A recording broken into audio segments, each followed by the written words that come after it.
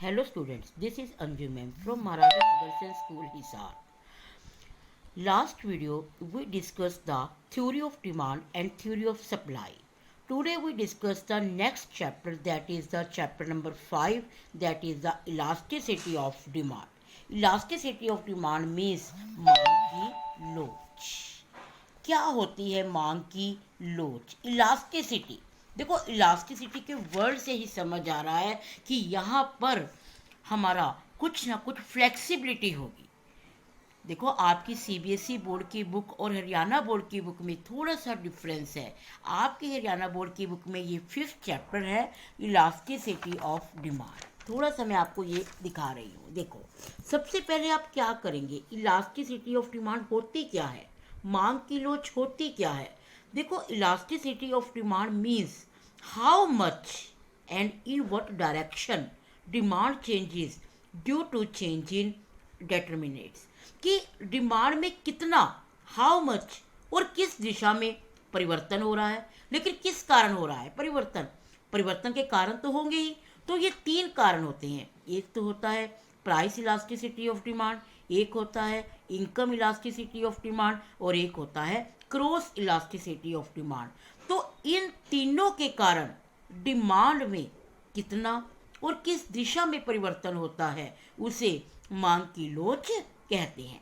देखो जो ये 2 टॉपिक है, इनकम एंड क्रॉस, ये आपके सिलेबस में नहीं है, ये आपके बीकॉम में आएंगे. हमारे +2 के सिलेबस में केवल एक ही टॉपिक है, that is the price elasticity of demand. लेकिन फिर भी हम आपको ये बताएंगे कि ये होता क्या है. देखो सबसे पहले प्राइस इलास्टिसिटी ऑफ डिमांड क्या होता है. Demand changes. देखो इलास्टिसिटी है तो डिमांड तो चेंज होएगी ही. तो demand changes due to change in price of any good.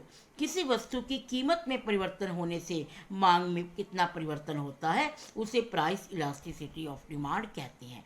ऐसे ही इनकम इलास्टिसिटी ऑफ डिमांड क्या होता है कि किसी व्यक्ति की आय में परिवर्तन होने पर मांग में कितना परिवर्तन होता है उसे इनकम इलास्टिसिटी ऑफ डिमांड कहते हैं.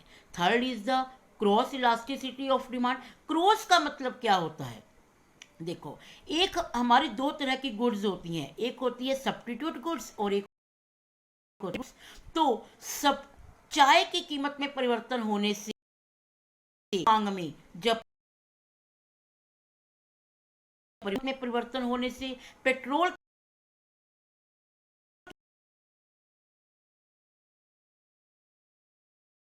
करेंगे, हम केवल डिमांड करेंगे.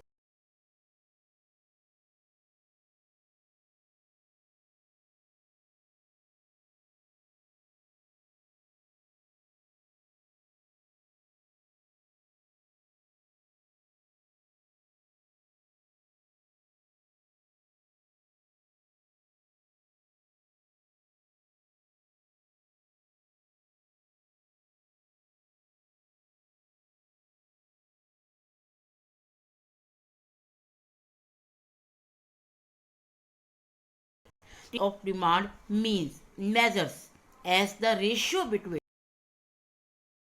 in demand to percentage change in price. मतलब क्या हुआ कि कितने परसेंट आपकी कीमत में परिवर्तन, कितने परसेंट कीमत में परिवर्तन होने से कितने परसेंट डिमांड में चेंज हुआ, उसकी जो रेशियो है उसे हम क्या कहते हैं, परसेंटेज.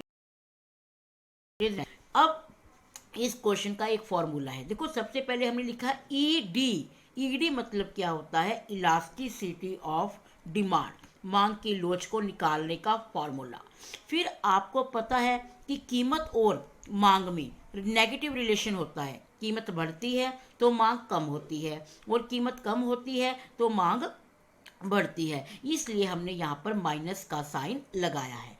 अब देखो हमने डेफिनेशन में 2 वर्ड करे थे, एक तो परसेंटेज चेंज इन डिमांड और एक हमने करा परसेंटेज चेंज इन प्राइस. तो यही हमारा फॉर्मूला है कि percentage change in demand upon में परसेंटेज चेंज इन प्राइस.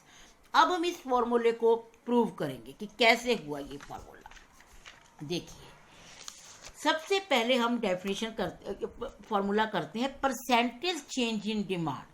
कि परसेंटेज चेंज इन डिमांड का मतलब क्या होता है, change in demand upon initial demand कि आपके शुरू में डिमांड कितनी थी, इनटू में 100। ऐसे ही percentage change in price means change in price upon में इनिशियल प्राइस इनटू में 100। इनिशियल प्राइस का मतलब होता है आपकी शुरू में क्या कीमत थी। इसको हम एक एग्जाम्पल से समझते हैं। मान लीजिए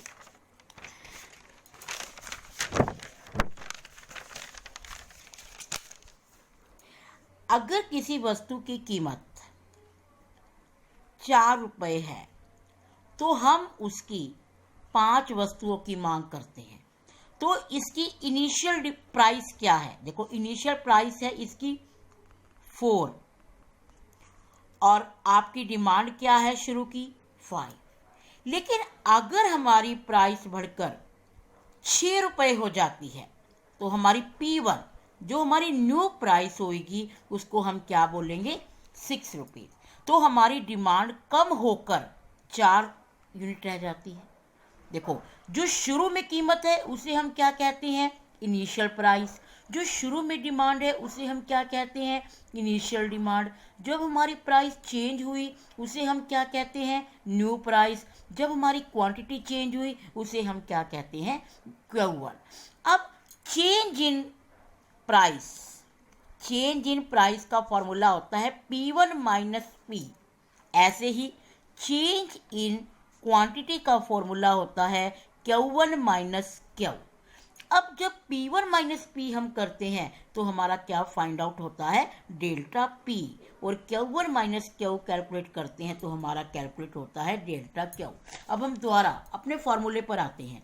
चेंज इन क्वांटिटी डिमांडेड, तो कितनी डिमांड चेंज हुई Q1 माइनस Q, क्योंकि हमारे पास डाटा गिवन नहीं है, हमारे पास केवल वेरिएबल गिवन है Q1 माइनस Q, तो हमने यहाँ पर लिख दिया Q1 माइनस Q।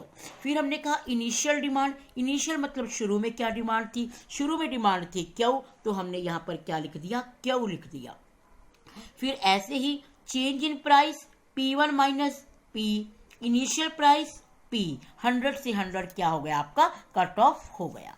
तो Q1 माइनस Q हमने अभी बताया था कि उसको किससे लिखते हैं हम डेल्टा Q से, और इसे हम लिखते हैं डेल्टा P से। तो आप क्या करेंगे डेल्टा Q अपॉन Q और P1 minus P upon P equal to delta P upon P।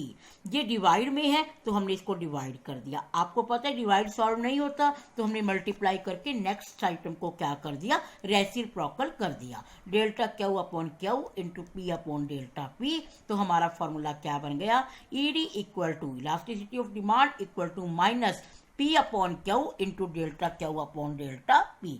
तो आपको इसके प्रैक्टिकल क्वेश्चन करने हैं जो कि हमारे ये फॉर्मूला पुट करके निकलेंगे। आज आप केवल ये वाला मेथड करें और कल हम इसके कुछ प्रैक्टिकल क्वेश्चन भी करेंगे। तो सबसे पहले आप इसके नोट्स जरूर बनाना, क्योंकि ये हमारा चैप्टर ऐसा है जिसमें से हमारा एक लॉन्ग क्वेश्चन आता है। तो सबसे पहले आपने क्या करना है इलास्टिसिटी ऑफ डिमांड की डेफिनेशन करना, फिर इसके 3 पार्ट हैं, फिर आपके पास इसको मेजरमेंट करने के 3 तरीके हैं, और उसमें से हमने पहला किया है और उसका एक मेथड डिस्कस किया है, that is the percentage method. Okay.